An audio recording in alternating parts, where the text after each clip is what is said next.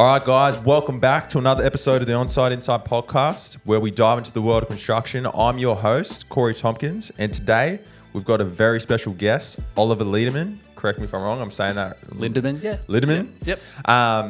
Thank you for joining. He's from Olbroc Projects. Yep. Oliver, thank you for joining today. I know, everyone's got a very busy schedule, and I just want to say thank you for coming on today. So to start us off, are you able just to give our listeners a little bit of context about you, what you guys do, your brand, your personal journey, and and how you got to where you are today, and then we'll wind the clock back and pull back the layers a little bit. Okay. We're a Brisbane-based residential renovation company. We started out in 2017. So what's that, 6-7 years now? We've got a pretty small team, 5-6 guys. And we just, mainly do residential renovations. We've done a couple of new builds. Yeah.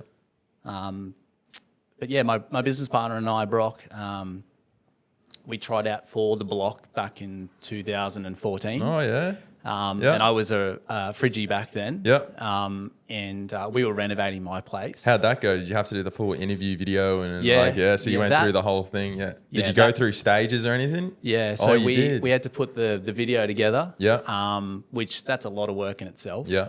Fortunately, we were renovating my place at the time, so we were able to sort of content create, essentially. I've been told that people have done that year on year for the block, couldn't do it. Yeah. I couldn't do it year on year. It was just so involved to get there. And then, we were shortlisted, went into a hotel in the city and met the director, the casting director. It's exciting, yep.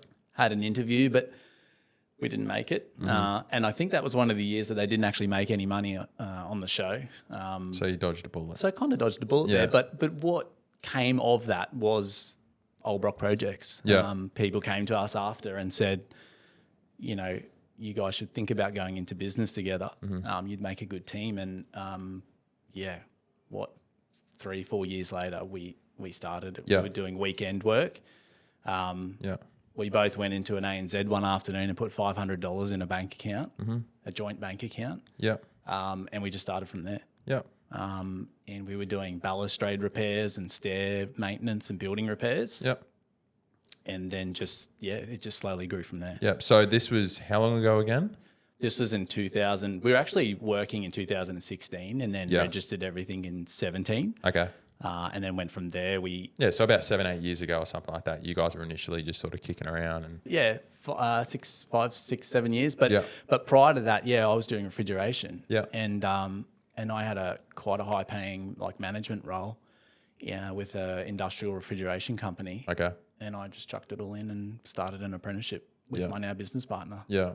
So the apprenticeship was so you were working as a manager for that refrigeration company, but you were a trade, like you already. I was a fully qualified refrigeration mechanic. But then what was the apprenticeship that you did? I did it with Brock. Yeah. So I was a business owner / apprentice, just straight off the bat. Yeah. In carpentry. Yeah. Oh. Yeah. Okay. Fully changed. I just turned 30. Because I was working. I was like, wait, did you do your refrigeration apprenticeship with Brock? All right. So you were already qualified, already a managerial role. You fucking went through that whole process in order to get there. Really good paying job. And then you just. Yep. I'd been doing it for 16 years. And I graduated from school. I went to schoolies. Yeah. And I started my apprenticeship on the Monday. Yeah. And I'd been doing it for 15 years. And then we renovated my place and I just loved it so much. Yeah. That I actually just essentially chucked it in and started again. So throughout that whole apprenticeship period, you guys were pretty much just, balustrade, like decks. Yeah, decks, carports. Started from the start. We got into some small extensions and things like that. But one of the challenges with doing that is that I didn't have any connections. I didn't know architects. I didn't know how a building company was run. I just had some experience running or helping run a refrigeration company, right? So just jumped straight in and then had to develop our processes, our the way that we did things. I had to do that. I just made it up. Yeah. What I thought the client would want. Yeah. I didn't have connections in design, architecture, other building owners, building company owners, had nothing. Yeah, it's funny you say that because we get so many people that, contact us and they say like, how do I get those jobs? How do you, and then my answer to them is always like, there really isn't an answer. Everyone runs their own path. Like you can obviously, I'll contextualize it. If you're just kicking around doing balustrades and decks and whatnot, you're not going to go to the Joe Adsets of the world, the high-end architects, and say, hey, listen, I can build your house. You have to go, like as you sort of were just blurbing out then, you have to do the small things, do some extensions, reach out to some clients, do the jobs for the clients first, then create the relationship with the architects, and it's a full thing. So it's taken till now to even start to build relationships with architects because, as you know, like you have to go and sell yourself, right? Yep. Like your trade's one thing, that's great. You can be a great carpenter. Yep. If you can't go and sell yourself and you can't put yourself out into the world and network and things, then you're only as good as your last job. Yep. If you want to do big extensions that are worth, now a buy-in's like $1 million, right? Yep. If you want to do that kind of stuff, you need to get someone, find someone that's willing to give you the opportunity. Yeah. And usually that's by lowering your value or your worth. Yeah. Yeah. And that's what you do. Yeah. You lower your value and your worth to try and win stuff, to convince or to, not to convince, but to show people like, look what we can do. We can actually do this. Yeah. And people go, oh, okay, I'll give you that. I'll give you that. Yeah. That's a hard slog. And the crap thing about that is when you first start your business, you rely on your 6 degrees of separation, right, to generate work.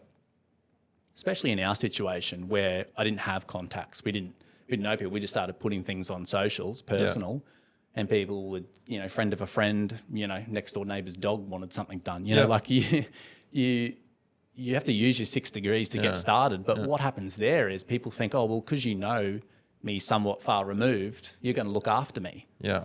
And then you feel obliged to. You lower your value, you lower your worth. Yeah. And that takes time. It's one of the things that we all should be putting at the top. Yeah. When we're running our business is our value and our worth, but we put it at the bottom to get going. And then over time, we slowly move it up the list to the top. Yeah. And then, people are happy to say, well, that's my price. Yeah. It takes a while to get there. Oh, man, we could sit here for 20 hours and talk about it. Like it's a common denominator that I find across all builders, contractors, and all that alike. It literally does take time. You're doing, as you just said, you're doing you're doing jobs for family and friends, and then this person knows you, and then this person knows you, but it's still not the avenue that you want to go. You're thinking of scaling. How do you get to do those $1.5 million projects? Do you lower your price? Do you follow the carrot? And every single builder can say what they want out there, but every single builder has at one point underpriced a job just to win it because it's aligned with how they want to run their business. Yeah.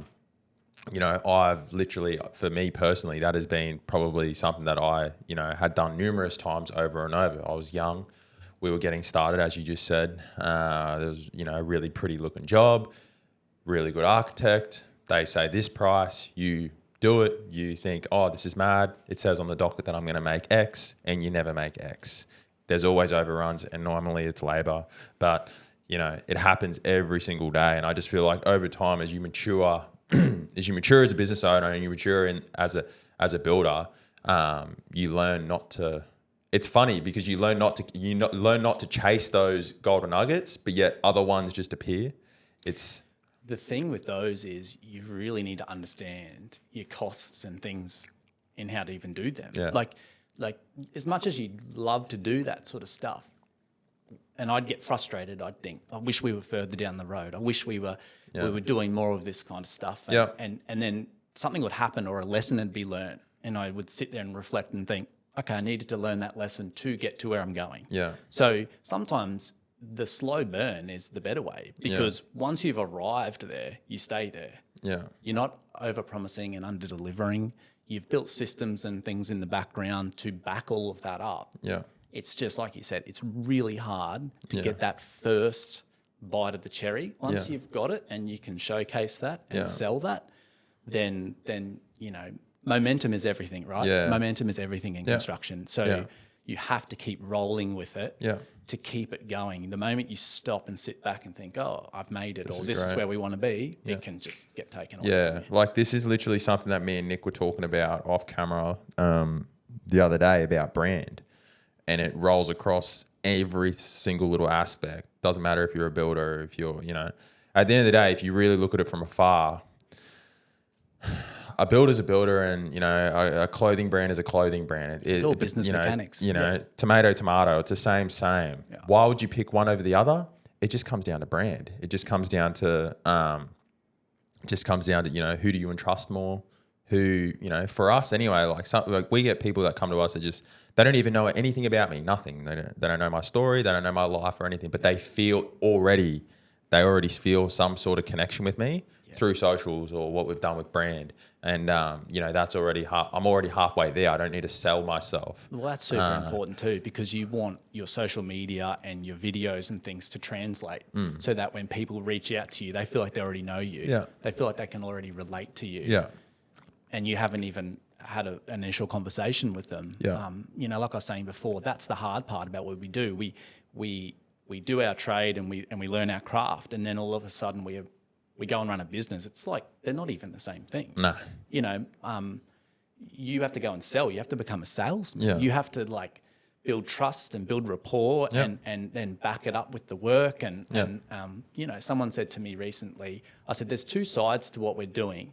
There's the work and then there's the sell. Yeah. And he said, well, at least you've got the hard part right, the work. Yeah. The sell is the easy part. Yeah.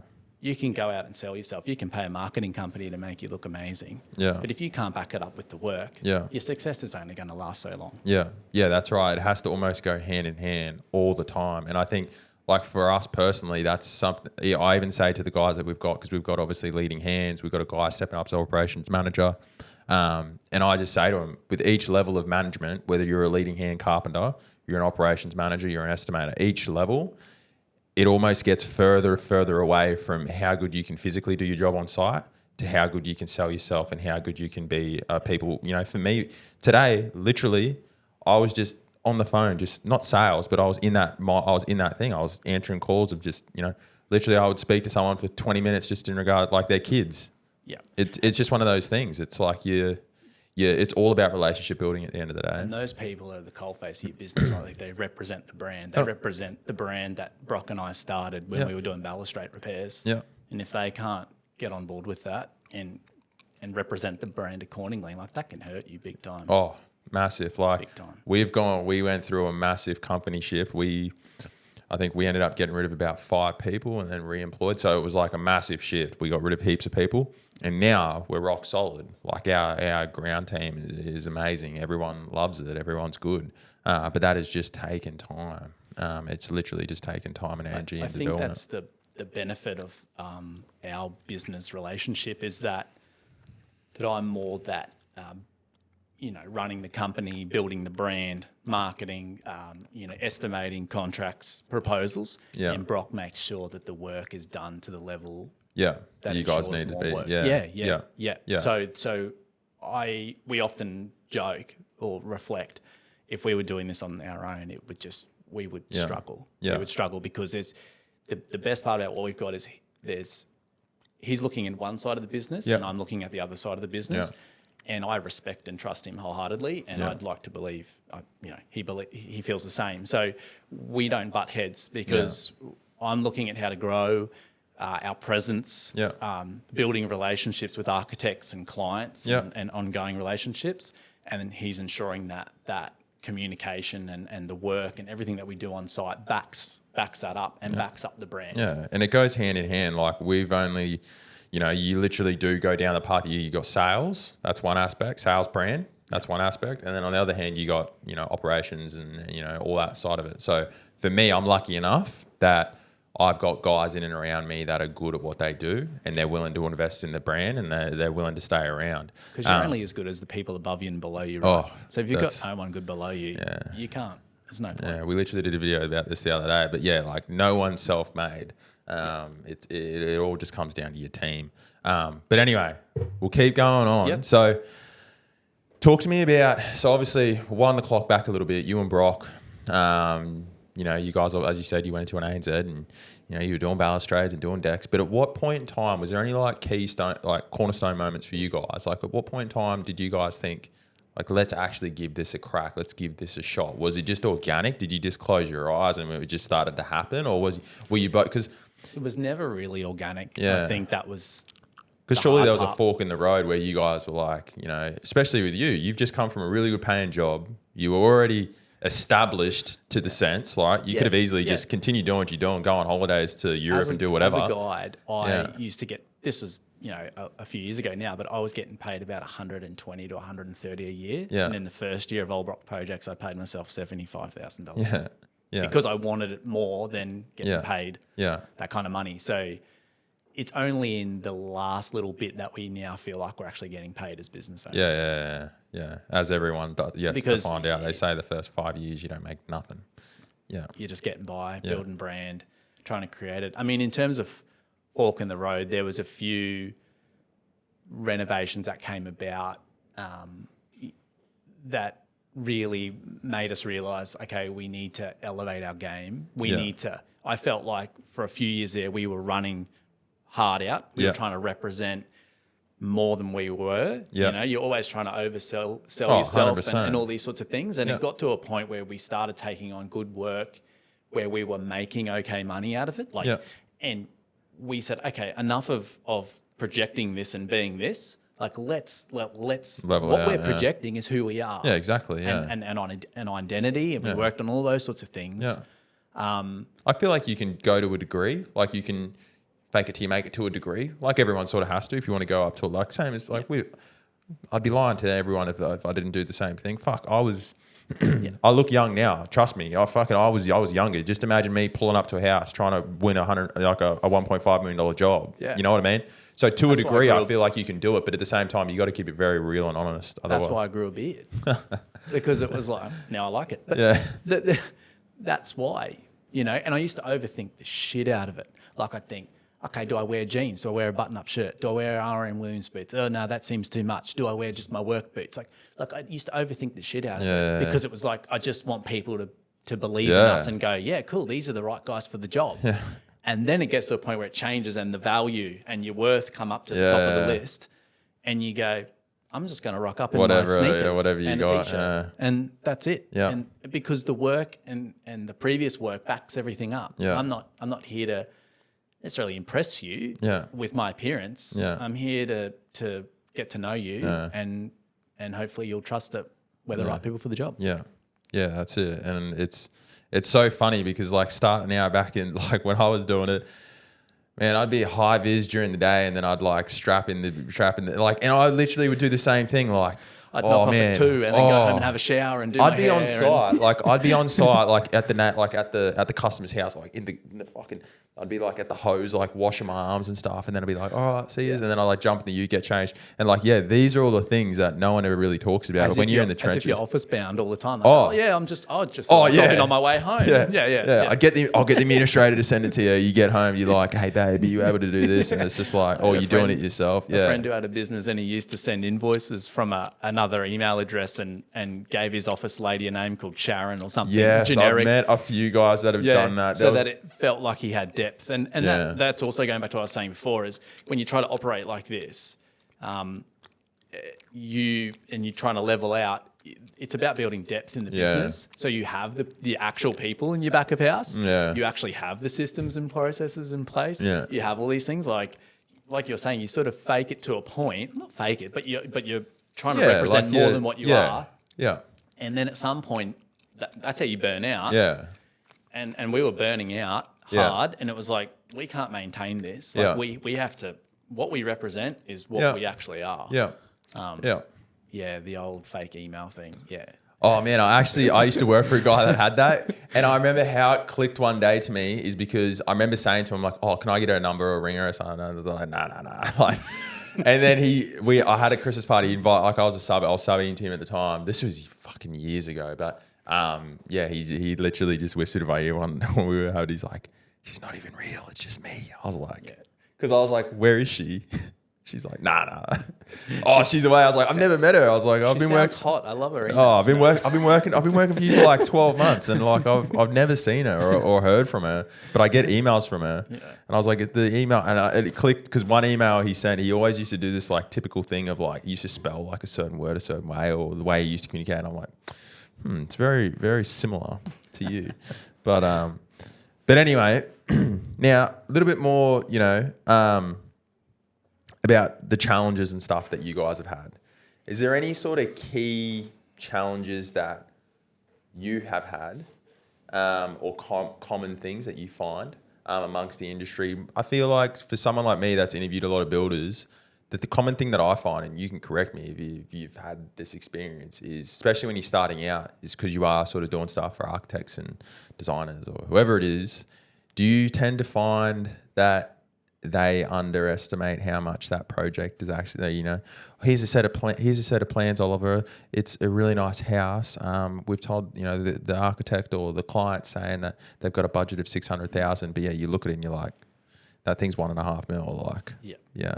I mean I think we all face similar challenges. Yeah. I think, there was one time I remember we were quoting a house in Graceville, and the client in a face-to-face on site got angry with me because I couldn't do it for what the designer had told him.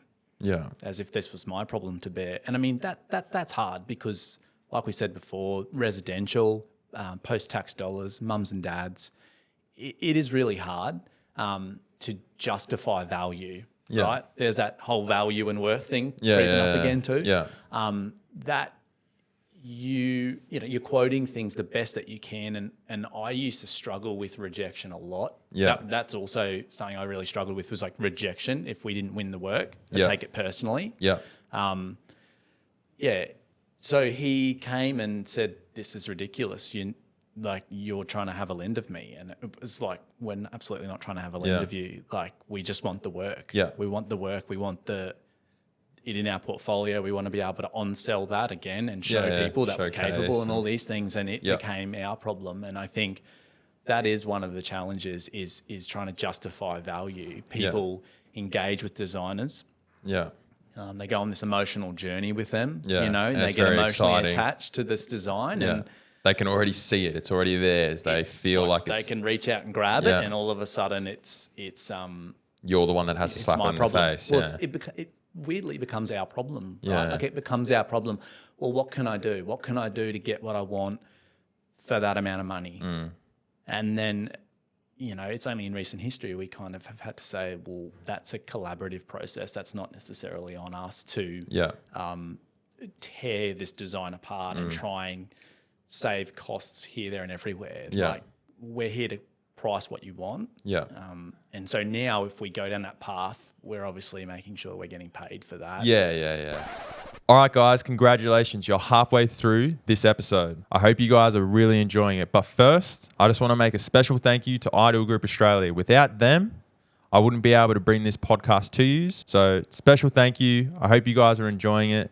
Buckle in and get ready to listen to the end of this episode. And I feel like that's consulting role. And I feel like talking about that model, and like I speak to a lot of guys that do that now. Like, when they're established, that's the model that they run now. But they tend to, and all the listeners, it's never like that at the start. When you're starting out, it's a slog. Like, it's not, you don't have these processes and systems in place. You don't charge for quotes because that person, just want the opportunity. You just want the opportunity. But that's what I mean. And that's like, for guys that are listening, they obviously hear all these stuffs about, oh, these guys have got this process in place. They work with designers now. They get to charge for their time. And, it's easy for us now to sit back and say that sort of stuff. But the reality is it was never the case at the start. Absolutely not. And the thing is too, is that we've all got our own processes that we've all just had to develop. Like, if somebody came to you and said, can you show me how you operate your business? You're going to tell them that, sorry, I can't help you. Because we've all had to learn ourselves. We've all had to make it up. We've all had to work through the knockbacks and the letdowns and go, well, what does, as a client, if I'm spending $1 million, like, what kind of service and what kind of experience would I want from that? I mean, back in the day, it used to be $300,000-$400,000, and I used to say, you're handing over like supercar money. You went down to Ferrari and you're buying a $400,000 supercar, like you'd want the best service in town. Yeah. You know? Yeah. So you want to offer the best for everybody, I guess. You almost have to look at it from afar and just like picture yourself giving yourself your money and then working out like what would you want. Yeah. You know what I mean? So we've all got how would you want to communicate? Our costing spreadsheets. Yeah. I sat down last year and I developed a spreadsheet to understand what it costs per hour to operate. Yeah. So that we can accurately move forward and quote things. Yeah. Like Yeah. this is, again, this conversation's moved far away from doing your trade, right? Yeah.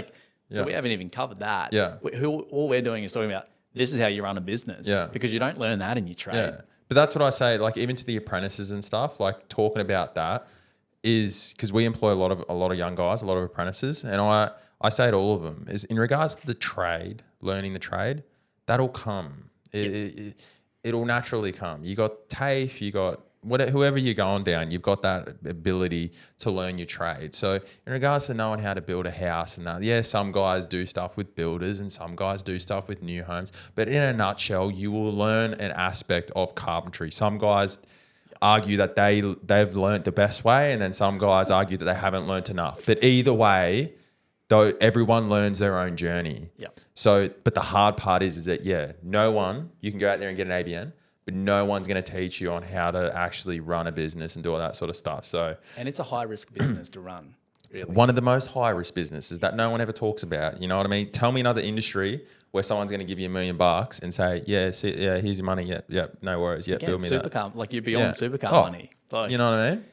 It's wild to think that you can cash flow and handle that amount of money and deliver projects, especially in architectural space. It's so detailed and, it's such an emotional business too. It's an emotionally draining business because when an architect sends me new plans, you almost have to boil a pot of coffee and sit down and just deep dive. Yeah. Because the architect and the client have spent the last, 12, 24 months emotionally invested in this design, and you've got 4 weeks or 3 weeks to tender it, and you've got to deep dive and understand every single element that's required or process that's required to complete that. Yeah. Right? You win it. And then you win it, and then you think, whenever we win jobs, I always think, shit, I hope we're good. I hope you think, oh shit, I hope we're good. I hope we're good. You've already won it, and you're trolling back through all your costs. Like, yep, okay, good there. Yep, okay, I'm comfortable. Yeah. But you did that before you submitted, and you're doing it again. That's literally what we do. Like when a project goes live and we win it, we nearly rip it fully apart because you can't, if the client's been working on it for 12 to 18 months, there is no way. It doesn't matter if you're Superman, right? Unless you're Hutchies and you've got 3 levels of estimators in the city. But if you're just a one-man guy that's estimating, there is no way in the world you're going to know every fucking little intricate thing of that thing. For the most part, you're probably just going to not punch it out, but you're going to get a grasp of it. You're going to throw a figure on it, and you're going to lean on your brand and how you sell. Yep. And then when you win it, that's when you go, fuck. You think, shit. I got it. And so I win. Yes, I won it, but fuck, have I actually made money on it? Yeah. Holy crap, strap in. So then you're on an emotional journey around understanding what's involved and understanding the cost. Then you've got the journey with the client, right? And you've probably found this. The moment they're engaged and they started, it's like this. Come with me, like, and they're texting you, like you said, late at night. They're ringing. They want to make sure that you understand. Like, are you going to deliver this exactly how I want? Right. So you're married to them for the next 10 years. By the end of the project, you're just a bit like, you want a 6-week holiday in a European summer, but you don't because you just go on to the next job. Yeah. And they get to take a deep breath once it's all over and go, oh, look at this great house we get to enjoy. And then you're on to the next. Bang, here we go again. Yeah. And it's emotionally draining. So that's why I think there's other issues with mental health and things like that. And I mean, that's a whole nother thing, but is because it is such an emotionally draining business and a high risk, emotionally draining. Oh, it's, for me anyway, it's got to be up there with one of the most hardest jobs that are out there. And I feel like it is one of the most rewarding. It is. But it is one of the most hardest jobs. And, I tell our community the same thing. It's, if you don't do the right things, it will ruin your life. Yeah. Faster than And it's because it is such a high risk environment. You got so much money on the line, so many so many people invested in. Like, I still remember like the first big contract that I ever did, you know, I think it ended up being on paper about 1.1, and I was emotionally invested, as you do, as you just said, that whole process, right? You have to be. Yeah, you do the tender, you pump the tender, you win the project, you meet the client, you meet their kids, you do the job, you like the look of the job, you showcase the job, you feel a particular, you know, part of the job. One of the moments that no one ever warned me about is when that project's done and dusted and they move in, they shake your hand, you give them the keys, that's it. They go, all right, we're done here. It's not yours. And sometimes some of them unfollow you on socials or something. It's almost like, that's it. All right, this business transaction's over. See you, have a great life. That's what I mean. Holy crap, we've just been on this 24-month journey of emotional drain. Yeah. And it's like, okay, we're done here. See you, have a great life. Yeah. Oh, okay, cool. Yeah. Yeah. So for me, that was a bit, I remember for me, it was like they had like a dinner there that night, and I remember walking up the driveway, and that was it. And still to this day, never been in that house again after that. I think we went back there for defects, as you would be well aware of. Yeah. But like that was one of those moments where I was like, that was such a good ride, but like, fuck, you know, that's it. These guys get to enjoy it, but I just get all the defect aspect of it for the next 5 years. I mean, you've probably had projects where you're in it and you're just like, how good's this? You know, they don't come along very often, but every now and again you'll get something and the client's super cool, easy to work with, the scope's really cool, and it just rolls on very seamlessly and easy. And I always say to the boys, when you're in those projects, like just take it all in. Like take it in, because then when you get onto a job that you feel like you're pushing shit uphill, reflect on these ones. Because again, that emotional journey is just enjoy the good projects and the ones where, you know, you can kick back at the end and just go like, how good's this? Oh yeah. Like, yeah, it's near and far between the good ones, as we all know. But everyone loves to sit there and say, "Oh, I've got a process in place of picking and choosing a job." But at the end of the day, the reality is that if you've got a bunch of staff, you don't. Yeah, even the best builders that are in Queensland or in Australia, I guarantee you, they're not doing. You know, there are shit jobs that they do. So it's. But everybody's different. You know, every client's different. That's something that we're moving towards now too. As you know, we recently rebranded, and part of all of that is to understand the client and like profile the client, understand what their objectives are and what they want out of it, and then make sure that we deliver a process that suits that kind of person. Yeah. You know, you sort of put yourself out into the world and this is me, and now we've kind of like reverse engineered it a bit and think, well, if people are going to be spending this kind of money, like what do they want out of this process? Yeah. And what do I have to deliver to meet their needs and make sure that they get their outcome that they want from it. Yeah. You know, and I just want to make a side note too for you guys that are listening, like just going back to what we were just talking about the pricing and overcoming that hurdle. What I found worked well for me when I had those conversations with clients, like we were just briefly talking about a few minutes ago about, you know, them saying, oh, this is my budget, and you come over and you feel like, oh, you know, it's my fault. You know, you have that whole mental battle, and then you're revising prices. What I learned really worked for me was I remember turning to them and saying, what do you want to take out? You know, what do you want to remove out of the scope? Like, do you want to change this door handle? And I remember there was a particular client of mine that, you know, it was a fairly large project. It was about 900,000. And I remember every time they'd come back to me about, oh, the pricing was too high. I knew they wanted to go with us, and I probably could have stamped my feet in the ground, but they were adamant that they needed to adjust the pricing. And I remember just constantly going back and saying, oh, we can do a price revision. Do you want to remove this? Do you want to remove that? And I remember him sitting down with me and him saying, we don't want to remove anything. Yeah. And I remember saying to him, well, unfortunately, the price is what it is. I can't like unless we're removing things. And then that was literally the pivotal moment in the road. And I remember him just looking at me, and he knew that I knew that all he wanted to do was crunch me down on price, but keep everything. It's like buying a Lambo, but I've only got a budget of 100,000.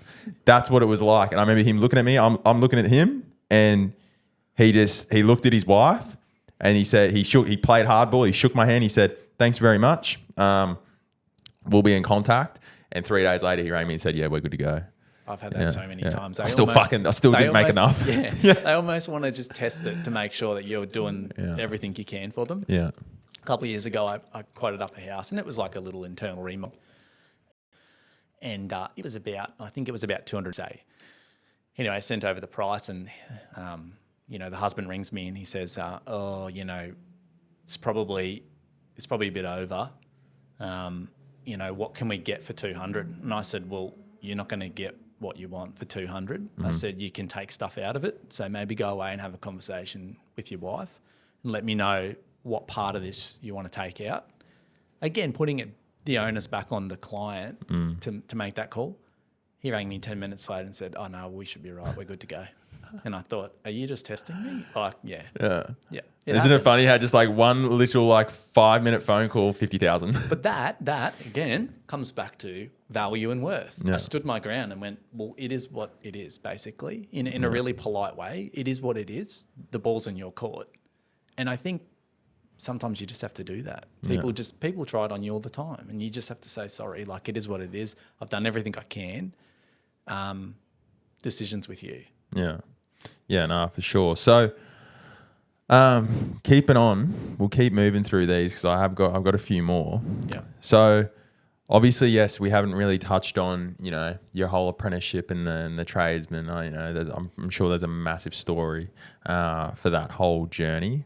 But obviously you briefly touched on like a branding shift about, obviously, I'm assuming that the way that you guys look now wasn't the way that you guys looked, 5 years ago or 4 years ago when you started out. Like, what was that for the guys that are listening anyway? Like, what was that sort of? Did you guys sit down and sort of go like these? Because you could have taken any aspect. You could have been, do you want to be architectural builders? Did you want to specialize in decks and pergolas? Did you want to specialize in bathrooms? Yeah, obviously, there's plays like a part in it where you're like, oh no, obviously we want to go architectural because we like the look of it. But how did you come up with that whole brand? Is that something you and Brock sort of thought about for a while, or did you just go, nah, this is what we want to do? And we had a bit of a tough year last year, and we sort of reflected on that, and I thought tough year as in personally or business wise, or personally 2022 was a write off for me, but that's okay. But 2023 was tough. From just the workflow and the profit and everything. We were finishing jobs, and we had a few experiences where we got to the end of the job and felt like the client was a bit like, oh, this has actually turned out really good. Actually turned out really good. I'd stop and think, well, what part of this process or what part of us or the brand or the business has made you think that this was going to be anything but? And I think that, Brock and I had conversations, and that was the moment where it happened twice, the second time. And I just thought, okay, we need to change. There's obviously something about what we're projecting or our look or our vibe that is not resonating, and you might have had it too. I'm sure you have, where people have given you jobs as if like, look at this opportunity that I'm giving you. It's like, sorry, what? Oh yeah. What do you mean? Oh, I get that. Well, you should be so grateful that I've given you this project. I get them on the daily. Yeah. And it was like, they're doing you a favor. Yeah, I'm sick of that narrative. And so the rebrand was just about sitting in the marketplace where we wanted to be. And it's funny, you mentioned the different sort of sectors. There's lots of different sectors. And we were comfortable for a few years there sitting just underneath the architecturals, to be honest.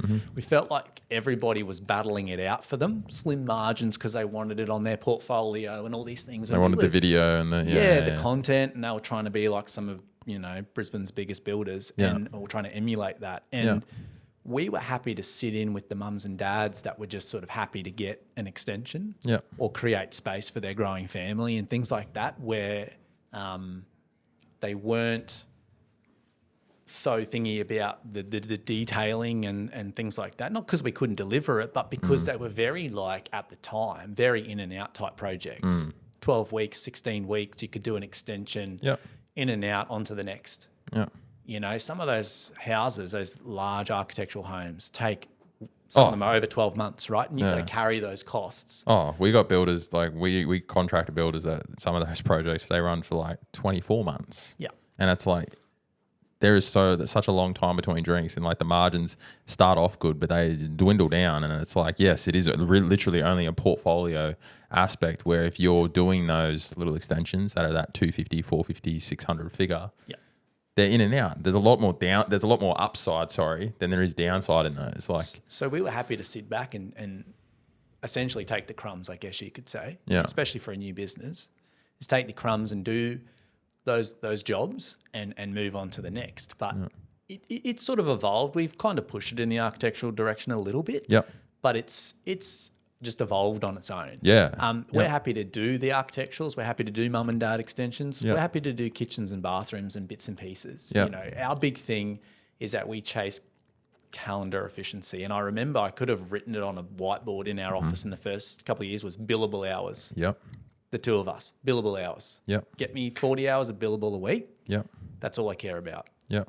I don't care about... And the consistency of the workflow and trying to... Because that's the biggest thing with builders, right? Is that they have a project that runs for 6 months and then guess what happens? The next contract doesn't line up at the end of that 6 months. And then what do you do for 3 months while you're trying to chew your feet? You're pricing jobs, underpricing so you can win them. Yep. And then it's catch 22. Yep. So... And the margin in our projects we've found is not on labour. Yeah. It's a material turnover. Yeah.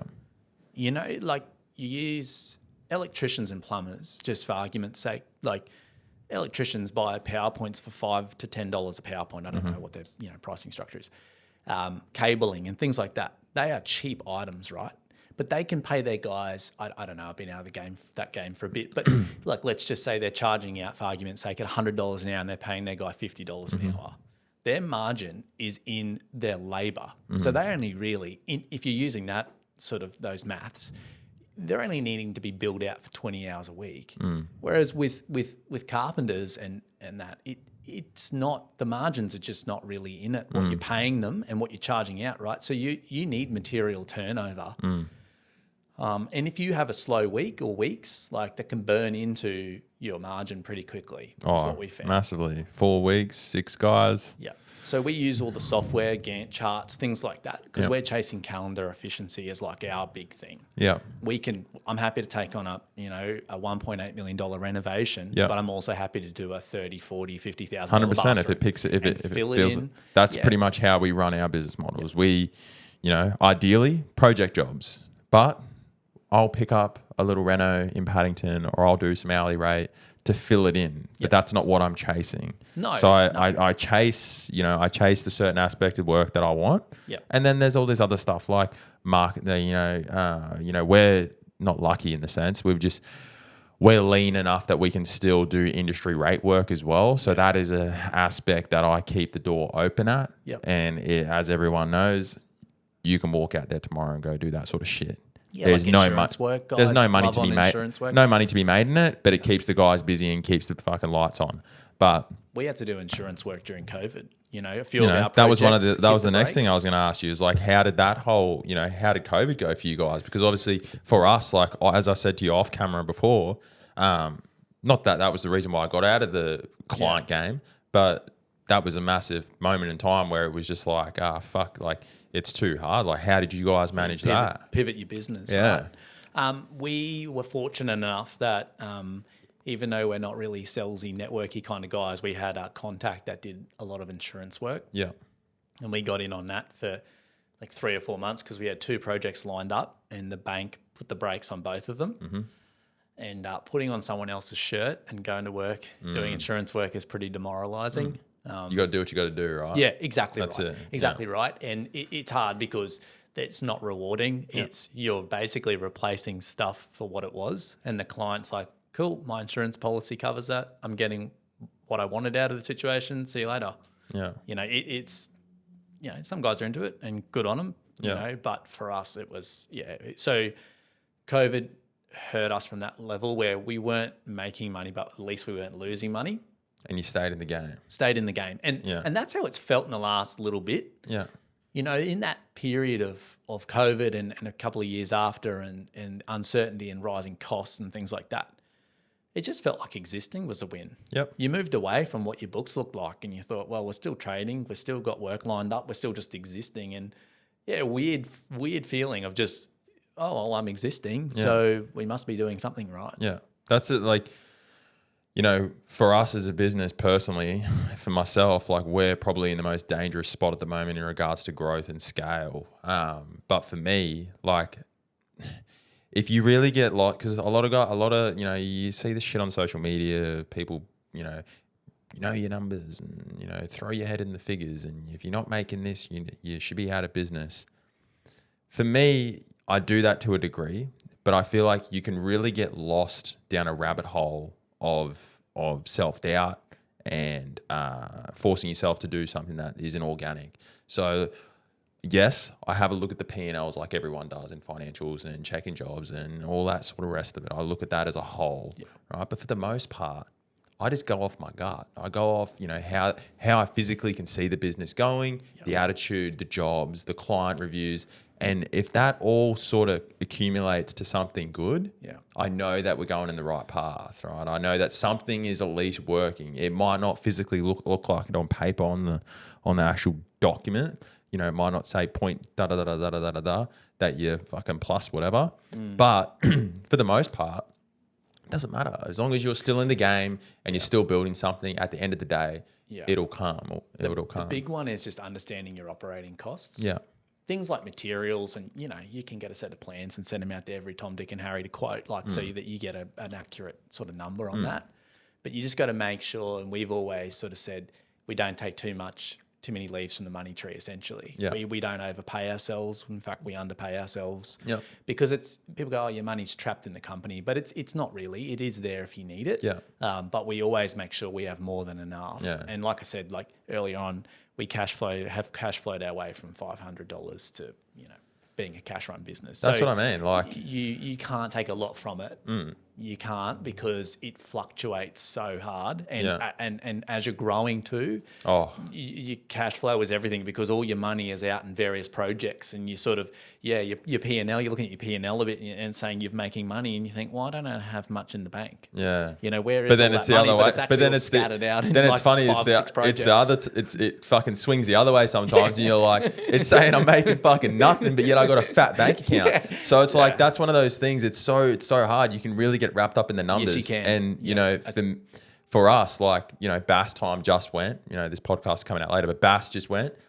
Fucking, we just got our biggest Bass bill to date. Like, fucking huge, right? But I'm okay with it. I understand. Money, you know, I understand taxes are taxes. Like, we don't owe any debt. We did the same thing, right? Everyone talks about how you get growth. That's all you do, is you keep your fucking money in the business and you feed that beast week on, week off, and every single week. Ride those waves. When you're in a purple patch, don't go and buy your missus a Prado and a jet ski and then transfer the kids to private school. Just keep... We always look at it like we always give ourselves...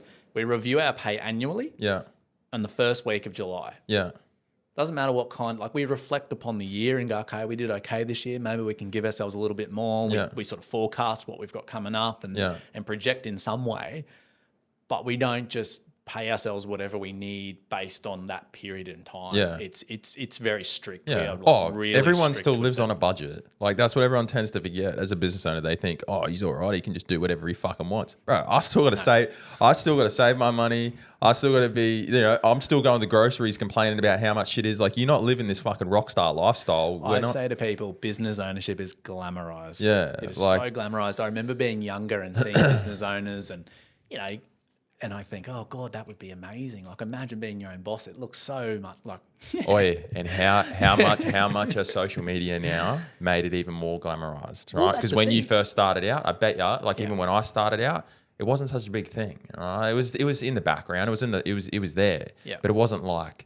It wasn't what it is now. Powerful tool. You jump on there now, fucking. You see every second dude. I don't know how many people over in Europe right now, but fuck every second person that I have on socials, they're all over in Europe on a jet ski, doing something. On a boat in Croatia or something. You know what I mean? You're sitting here and you're like, oh, I just got a massive bass bill. Fuck, like, what am I doing? That's so wrong. Well, when you think about it too, like, you know, a lot of the old guys will say, like, your best advertising was your Yellow Pages ad, right? Like back in the day. Whereas now there's so much more insight with social media. You can, and like you said, you only project what you want everybody to see too. You know, we do plenty of things. And people will only see what they want to see. That's what I've learned as well with the content game, is that people will only, it doesn't matter what form of content you put out there. Obviously, if you're very controversial, you're going to get that thrash back, right? But for the most part, doesn't matter who you are. You're going to look at a form of content and you're only going to ever see what you want to see of that person, whether good, bad, right? Professional, unprofessional. We've had guys say that our content's very professional. We've had guys say that we're not very professional. So at the end of the day, what I've learned anyway is like, it doesn't matter. You can't keep everyone happy, right? No way. You got to find what works for you. Yeah. You know, and it's one of those things. And that was going to be one of the questions I was going to ask you is like, you know, for you and Brock, obviously content from when you guys were doing decks and fucking handrails to what it is now is a massive, massive game. It's a massive leverage tool that you can use. Is that something that, you know, you're working on the background? How valuable do you think that is? Do you think it's a good tool? I think it's valuable. I think we've predominantly been a word of mouth business. But what that does is word of mouth, then they'll go and research and then they'll make that decision. So word of mouth gets you there. Like word of mouth gets your foot in the door. Yeah. But you have to back it up. And that's what we use the social media for, is not to oversell or anything like that. It's just to sit in the marketplace and say, well, this is us. Again, like I said before, we're not salesy kind of guys. Yeah. I can't walk into an architect firm and sit down and say, you know, we're great, you should give us a go. Like I can't, I just cringe at the thought of having to go and sell myself. I can't sit in someone's living room and say, look, we might not be the cheapest, but you should really go with us. We're amazing. Like we're not salesy. It's more, this is us. If you want to work with us, great. If you don't, great. It's just as simple as that for us. But in improving the way that we go about social media is just part of our growth, our brand. It just sits there. It does its thing. It changes as well. And I feel like a lot of guys get wrapped up in the, oh, you know, I got to make sure that I'm posting this. It's got to look, in 5 years' time, your content's going to be completely different to what it is now. No one looks at your content and goes, oh, he was 2 months between posts. Like, no one cares that hard. It's just, it's a gallery of sorts. It's just, you know, you can bring a bit of the culture and the brand through in that too. It's not just about, look at this finished house. It's like, here's us out having fun, or here's us as a team celebrating success, or whatever that is. We've just improved it to showcase what we can do. That's the big thing for us. Like, look what we can do. And look what we've done. It's not anything more than that. And I say to people, I always leave advertising in my back pocket, that if I really need something, like a contract falls through or something, or the final funding doesn't come through, we can advertise and utilize it a bit more. That's like our backstop. Advertising on social media is like my backstop. Like if I need to fill the calendar, or I'm projecting, or something falls over, then I will definitely utilize it. But at the moment, it just sort of sits there and backs up. How does Brock feel about social media? And not a fan. Not a fan. He's not really. We're a bit more old school, where we thought when we entered this business that your work spoke for itself. You just do good work, you'll get more work. So old school, right? And that's what we were saying before around the work and the sell. And so for years we were like, well, we're churning out good work. Like why does that guy who doesn't paint the ends on his cuts on balustrade or stops around windows, how come he gets all this awesome work? Like we were tearing the work apart. And it's like, that's because he's paying people to develop videos and brands and all this beyond. It's like, it's just this other realm outside of your trade. So he's more, you know, head down, bum up. I'll just do my job. He doesn't get caught up in anything. Like he just wants to hang out with the boys and sling tools and have fun. And that's good. Like, and that's his happy place and that's his sweet spot. And I'm off coordinating all the other stuff. So for me, I look at content as like a bit of a live storyboard, because you can jump on someone's page and you can really get a fit. Like, because the way that I look at it is, no one really, like, you got websites and stuff, right? Say, for instance, you go to a client's house, the contract value is about $1 million for this reno that they're looking to do, right? They're about 35 to 45 years old. They got a few kids. Guaranteed they're going to be on definitely, like, they're going to be on Instagram and Facebook. In reality, right? If out of 10 people, maybe one of them isn't, but for the most part, nearly all of them are. So what, in reality, this is what I found anyway, for a personal journey with myself. What I found to happen is that yes, you would either get the word of mouth, either through referral or whoever, that would get you in the door. You would then sell yourself with the tender or the quote or whatever. You would then sell that. They would then take that. Or if they already had your details, guess what they would have already done? They would have jumped on your Facebook or your Instagram and they would have had a look at you. Yep. Right. So for someone like myself that was young in the game, that didn't have much, that was very much a thing that I leaned on, and something that I lean on now, and it's paying dividends now. But it's almost like a reference point, because obviously you can dress your website to whatever you want. Yeah. But who updates their website every day? No one, right? You put on your key projects. You might have 6 or 7 or 8 projects that you might put on there. And you might finish one, as you said, you might finish one project a year. Yeah. But the social media aspect is a running timeline, right? So you every week, every day, whatever it is, it's running, it's there. So for us, what we do is we pump, the things that we want people to see, the culture of our company. Why would you pick Johnny over us? Yeah. We're the same price, but who do you feel more happy giving your money to? Someone that puts their money back into their team, that has a good culture, they showcase it, they look happy. Fuck. That's one of those things. I look at it from their point of view, not my point of view. I look at what I would do if I had $1 million, what I'm doing. Yeah. And that's pretty much how I look at it. So, but then everybody's different, right? So, yeah. And it's hard to preempt. That's what I mean. So you're dealing with, sometimes you deal with a 60-year-old that's fully against it. No, fuck social media. I don't want anything to do with it. Yeah. So it is very different. And I think you just have to make sure that what you're putting out into the world is you, it's authentic, and then you can back that up. Yep. And it all just correlates. That's it. And the same thing is obviously the work. The Yeah. workmanship The has whole to, thing. it's the whole thing. And that's what I say, I screw it into the guys as well. Yeah. Like, I can build this brand and build the content out as good as we want, or as big as we want. Yeah. But nothing is going to stand on the foundation of the work that we do, the quality that we do on site. No one wants to drive around all day. I say we've got a few sub trades that tend to do this, but drive around with your fire extinguisher all day putting out fires. Yep. Like, no one wants to run a business like that. It's not enjoyable. All right. What do we got? Oh, this has been good. Jeez, time went by. Yeah, that's gone very quick. All right. So we'll keep going. We've got a few more questions. Yeah, sure. I've only really got, a handful more, and then we've got a fire round of questions that I'm going to ask you. Okay. But yeah, basically tell us where's Olbroc going at the moment? Like, what are you guys doing? What's the plan? Have you got any exciting things coming up? Where are you guys with team? And all that sort of stuff. We've got some good things coming up. I think that's sort of hard sometimes too, when all you're putting out into the world is where you almost were. Yeah. Because you and I you can forecast, you can see what's coming. You're sort of like 6-12 months in advance of what's in the pipeline, but you can't tell the world about it yet. So we had a couple of people leave, and much like growth, we sort of grown, sat, and then grown, and then sat, and then we've actually gone back a bit and sat, and then we're like, okay, maybe we're ready to go again. Yeah. So we've just taken on a project that we got on a tender roll with an architect firm, because a previous client basically hassled them and said, you need to come and see the work, you need to meet these guys. Yeah. Like I was saying before, we're sort of starting to get in the door with a few designers and architects, which is really nice. Yeah. We've got a job kicking off. Its contract value is nearly double of our previous sort of value. We've got some good work coming up that we've finished and we're waiting to shoot and things like that. But we'd like to add to the team. Yeah.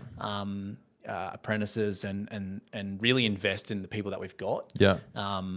Because we want to build what we say is like a strong bucket to handle. A few guys have buckets, and they take on a whole bunch of work, and then they scramble and they just grab whoever they can to get it done. I call them like leaking buckets. They're just trying to fill the holes in the bucket with whoever the hell they can get to do the job. Whereas we're very much like a build a strong bucket. Yeah. You go through phases though, right? Yeah. Like same as us. Like prime example, we've gone from 16, 4, 5, 6, 7, 10, fucking right back down to 5, back up again. So it's just one of those things, and like it's not a direct graph. Yeah. There's that's the other. I said to someone recently, like, oh, wouldn't it be good to just enter a financial year and know roughly what you're going to do a year and roughly what you're going to make a week? And he just sort of laughed and went, "You're kidding yourself." And I thought, I know it's construction, but same. We're trying to find the sweet spot. Like, how do we need to be top heavy? Well, we don't. But these are all the things you got to figure out. Am I top heavy? Have I got not enough in the top end? Have I got the right team? Have we got the right workflow? Have we got the right number of people? For us, it all comes down to what you think success is, right? Yeah. Like success to some guys is revenue, it's projects. For us, we don't want a lot from it. We just want to live comfortably, set ourselves up, do good work and enjoy it. Yeah. Train young guys to be good men and good carpenters. Yeah.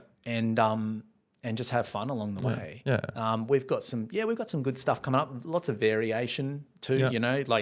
$1.8 million renovation, a $600,000 renovation, $1 million renovation, a $40,000 bathroom. And I'm not saying those numbers in a bragging way. Just more.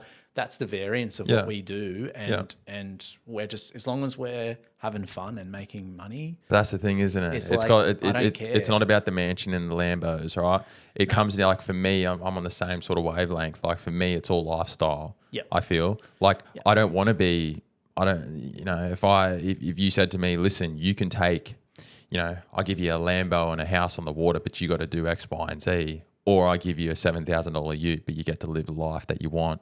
Yeah. When you want, how you want, you get to do what you want. Up, exactly. Like for me, that's it. That's all I need. Obviously, my wife would be the first one to say that he's never fucking content with anything that he does. But it's my not that business partner says that. Yeah, I don't think, I don't think it's one of those things that I'm never content. I think I always want to strive for more. Well, you're looking for opportunity. I'm looking for opportunity, and I'm a strong believer in that. If you're not growing, you're going backwards. Like whether it doesn't have to be growth in regards to the, for us anyway, we've had massive growth with the business, but it doesn't have to be growth in regards to numbers or the rev, right? It could be the brand, it personal, could be the team, it could be the kind of work you're doing. Yeah. The other thing too that people have to remember is that this is one of the few jobs where you can make money at home and at work. And so that's where we're going to go too. Like we want to move into doing our own stuff as well. Yeah. And I am. I've, starting that process on my own house, engaging an architect and doing our own projects as well. Utilize that. Our guys have bought houses and we've let them buy materials and things on the account, and because we just want everyone to get ahead and make it. There's some good stuff coming up. I think we're heading in the right direction. We're in a place that we want to be in. Yep.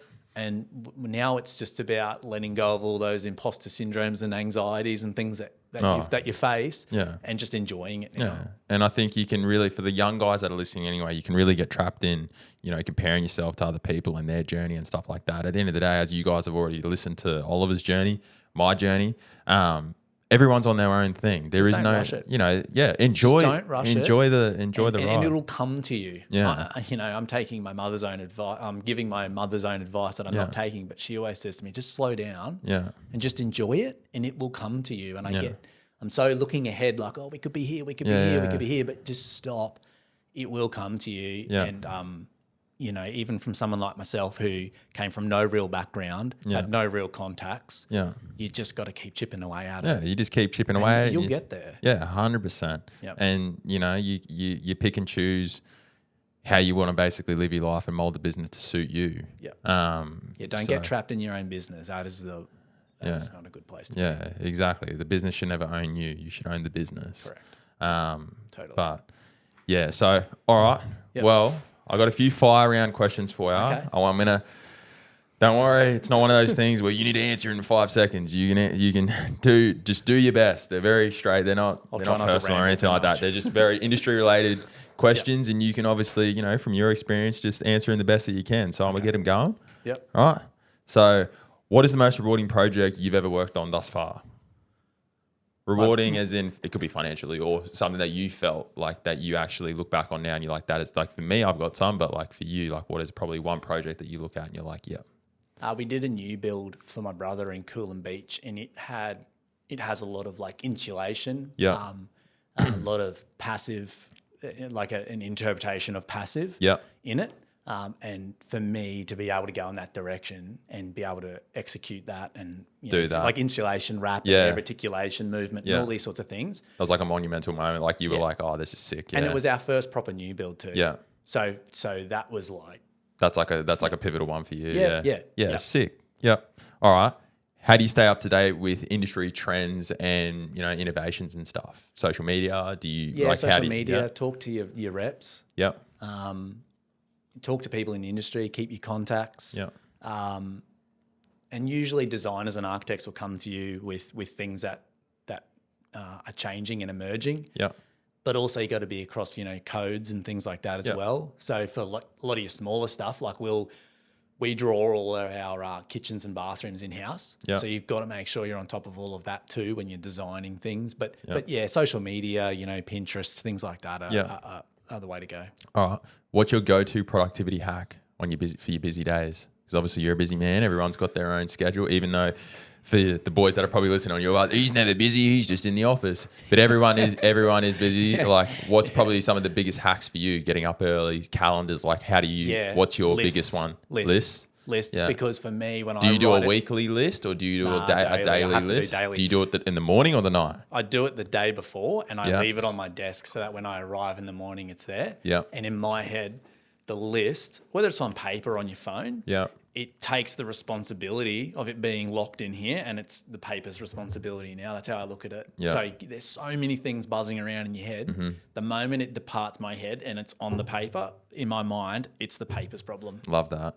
Yeah, love that. I use Google Calendar. I have like every day, like because Linda's got access to my calendar as well. But every day I've got like just a thing that says my name, and then in that is all my things, and I like do it every like 3 days. I'll do like 3 days worth of what I want to do. Yeah. Some weeks it's fucking mumbo jumbo. No, I'm like dragging shit back, and I'm like, I didn't get this done. But eventually, I usually try to plan by the end of the week. I try to get most of it done. So that's so good. And that's I think good. you have to be kind to yourself too. Some days you're going to be on the ball, and some days it's just going to be a bit much. So you get don't sick. be so hard on yourself. Yeah. If some days or some weeks you're super productive, and other weeks not as much. All right.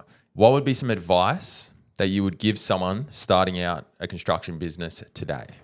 All right. So meaning, what would be some key advice that you would give them? Would that be the slowing down aspect? Would it be, I think before you make the jump, just get your contacts, get some contacts. Yeah. Plan for that. If you're working, depending on who you're working with, make sure you take the time to talk to the clients, build rapport with the clients on your own, and the designers on the jobs, and show just a level of interest and have good contacts. Chat to mentors, get some mentors on your side. I never really had them. I had mentors in other businesses. But if you can find people that are happy to lend an ear, and like I'm always happy to lend an ear to people because it is tough. It is really tough. It's a lot tougher than I thought. I think back, when we went into business, I was just ignorant, really, to be honest, in a nice way. Like I just was so like, nah, we'll be fine. Like we've got this, So get good people around you that are going to support you and give you guidance and because like we've said, it is running a business is so far away from the trade. Yeah. So just and immerse yourself in your current company as well. Like and almost start looking at it as if it's your own and start sort of emulating what your boss is doing and taking the responsibility because it's like a trial run in the comfort of your current employment. Yeah. No, for sure. All right. I'm going to change that question up on you because you're one of the few people that have come in here that has had a successful experience in regards to business partnership. Right? Yeah. So Nick's going to cut that conversation out. But what I'm going to do is, what are some advice that you can give someone? Because obviously there's people out there that have got friends and family and people that want to get into business with partners, right? What's some advice that you can give for that? Because obviously the one that you've got with Brock is successful. I believe anyway, looking from the outside in, it's successful, right? You guys have built what you've built. You still got a good relationship. What's some advice that you can give going into that? Is it setting things up initially, understanding the roles and tasks early on in the piece, contractually putting something in place? Is it, how does that all work out? We've never really had a contract. We've sort of the roles have just developed. Yeah. But what I'd say is, go into business with someone that you respect and appreciate their skill set and what they can bring to that business partnership. Yeah. I think one of the things that makes us a little different is that we're not just two builders essentially. I let him do the building and I take care of operating the company. Yeah. So, which is probably a unique situation to be in, but is that something, sorry to interrupt, but is that something that you established right at the start, like when you're in your apprenticeship phase? Is that pretty like, well. Is that like something that you guys spoke about while you were still swinging a hammer going, listen, like when we're, you know, I can see myself going this way. Can you see yourself going that way? Like, does he ever, you know, and this is some honest questions that I've got as well. Like, is there any points that, like, does he ever look at you like on the hot days when he's slinging his ass out and it's 50 degrees and it's super hot and you're sitting in the office? Does he ever get salt? In my That's exactly car right. with an almond croissant and a nice long black. You know what I mean? Say, like, what have you guys been up to? You know what I mean? Like, is there any, like, how do you guys actually battle that? Like, I think because we respect each other. Yeah. And I trust him with anything. Yeah. Like I trust that man more than my partner probably, you know, because it's like you have to. Like people, you know, and probably say, and I've heard it before, you know, business partnerships are like marriage without sex. Literally. And you have to respect each other. And yeah, sure. There might be weeks where he's framing in 35-degree heat. And then there's weeks where he's managing trades and doing some arcs and skirts and fit outs at the back end of a project. And I'm, you know, balls deep in like 4 different proposals that I've got to get out for the end of the month. It's just about knowing that there's going to be ebbs and flows. Yeah. But at the end of the day, we both respect what we can bring. And it's never a competition and everything is always 50-50. Okay. That's good. Well, we try to make it 50-50. That's so good. Like, and I feel like for the guys that are listening anyway, I feel like that is probably like, obviously your success story is, you know, it doesn't happen all the time. You hear about all the dramas that people have, not even just with partnerships, but even their partners. They're like, you know, their marriage partners and stuff going down that path. Like, you know, personally, I don't run that model. But I feel always tried to keep partners out of that because those relationships are more important than the business. Yeah. Like that's a whole nother conversation. You know what I mean? Like that. I think you've got to just, trust them, respect them and share the common goal of what success is. Yeah.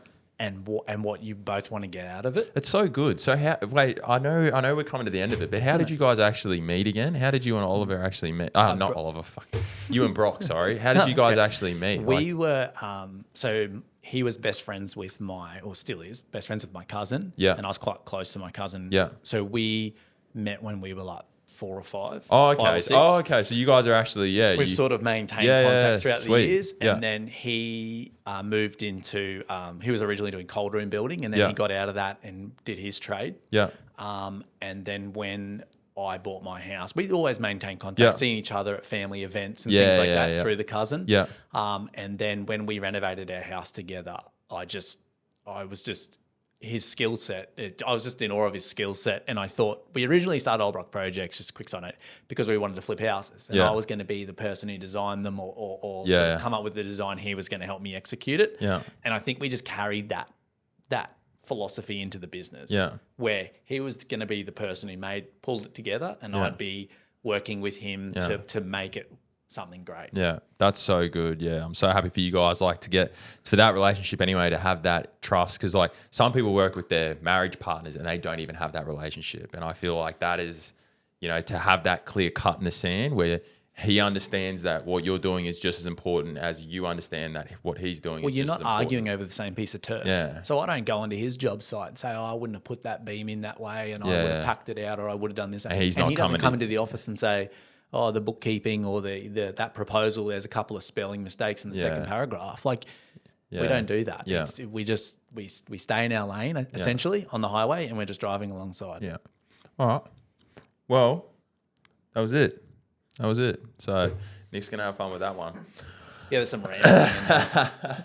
No, that was good. All right. Well, yeah. I hope you guys got some insight into what happens on site with Oliver and Olbroc Projects. And Oliver, thank you for coming on. No, thanks for the opportunity. It was a really good conversation. We probably ran over on time, but hey, we could sit here for hours and hours and talk about everything. So thank you again for coming on. Hey guys, thanks for listening to this week's episode. If something hit home for you, it would mean the absolute world to us if you could like and share this podcast with someone else that would benefit from it. Tune into next week's episode, as this will be one that you don't want to miss.